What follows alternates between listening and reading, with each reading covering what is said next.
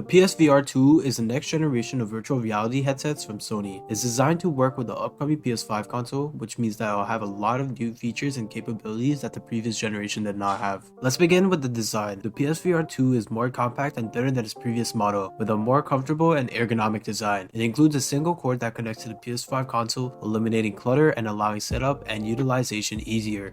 In terms of specs, the PSVR 2 features a 4K resolution display, which is a significant improvement over the 1080p display of the previous generation. It also has a wider field of view and improved tracking, which means you'll be able to move around more freely in your virtual environment without experiencing any lag or motion sickness. One of the most exciting features of the PSVR 2 is its haptic feedback system. This system allows the headset to simulate physical sensations such as vibrations and pressures, which can enhance your gaming experience and make it feel more immersive. The PSVR 2 is also designed to work with the PS5's DualSense controller, which means that you'll be able to experience even more realistic and responsive feedback when playing games. It also has improved 3D audio, which means you'll be able to hear sounds from all around you, making it easier to locate and react to in-game events. Compatibility wise, the PSVR 2 is designed to work with both new and old PSVR games. Sony has confirmed that it will release a new set of VR games specifically designed for the PSVR 2, but you will also be able to play older PSVR games with a new headset. So that's everything you need to know about the PSVR 2. With its improved specs, tactile feedback system, and compatibility with new and old games, it's clear that this headset is set to take the gaming world by storm. Don't forget to subscribe to the channel for more tech news and reviews, and join the Discord, which is in the description down below or on the About page on my channel.